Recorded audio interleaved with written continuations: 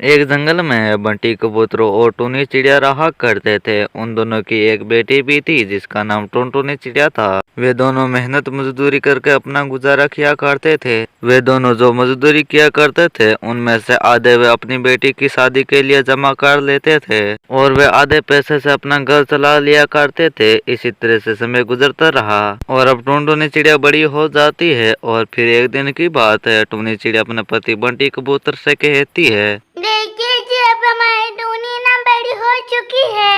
कोई बिरादरी ने मैंने एक अच्छा वर ढूंढने की कोशिश कीजिए और सगा प्रसंगियों में ना बात चला दीजिए।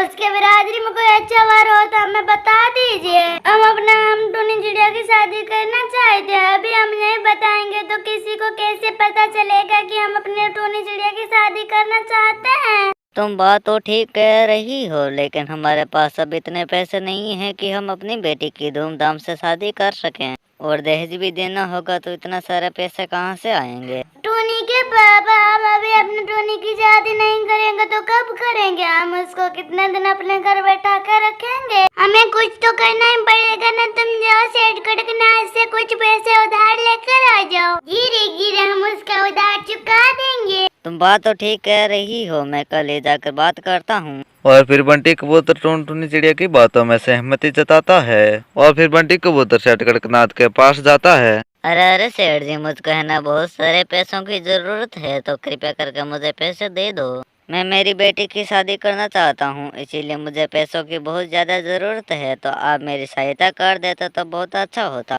अरे मैं तुमको पैसे तो दे दूंगा, लेकिन पहले गिरवी रखने के लिए क्या लेकर आए हो? मैं गिरवी रखे बिना कुछ नहीं देता हूँ। अगर तुम कल मेरे पैसे खा गए तो मैं किससे मांगने के लिए जाऊंगा? मैं तो गरीब मारा जाऊंगा। अगर तुम्हारे पास गिरवी रखने के लिए कुछ है तो जल्दी से लेकर आ जाओ और पैसे ले जाओ।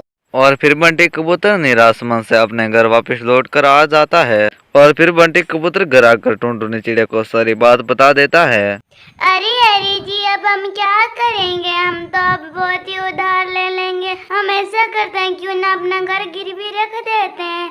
अपने घर गिरवी रखने से तो कम से हम ना अपनी बेटी का तो घर बसा ही देंगे और अब से ज्यादा मेहनत करेंगे तो हमारे पैसे चुका जाएंगे। अरे टुनटुनी चिड़िया, तुम बात तो सही कह रही हो। मैं कल ही घोंसले के कागज देकर सेठ कड़कनाथ के पास जाऊंगा। और फिर बंटी कबूतर सेठ कड़कनाथ के पास गिरवी रखकर अपने पैसे लेकर आ जाता है और फिर जल्दी बंटी कबूतर अपनी बेटी टुनटुनी चिड़िया के लिए रिश्ता ढूंढने लग जाता है और फिर जल्दी एक कालू कौवे नाम का एक सेठ मिल जाता है। कालू कौवा सिर्फ सुंदर नाम का ही था, वे बहुत ही बदमाश था। और फिर बंटी कबूतर और टुनटुनी चिड़िया अपनी बेटी की शादी में बहुत ही अच्छा इंतजाम करते हैं, उसको बहुत सारा दहेज देते हैं और फिर खुशी खुशी टुनी चिड़िया अपने ससुराल चली जाती है और फिर इस तरह से बहुत समय बीत जाता है। टुनी चिड़िया ससुराल जाने के बाद टुनटुनी चिड़िया और कबूतर बात करने लग जाते हैं। देख रहे हो जी, अपनी टूनी के जाने के बाद घर के इतना सुना सुना लग रहा है। भगवान करे हमारे घर टूनी का अच्छा अच्छा बस जाए। वैसे तो कालू कौवा बहुत ही अच्छा इंसान है, वह अपनी बेटी को बहुत ही ज्यादा खुश रखेगा। अरे तुम जाकर सो जाओ, सुबह जल्दी उठकर सेठ कड़कनाथ के कर्ज भी चुकाना है ना।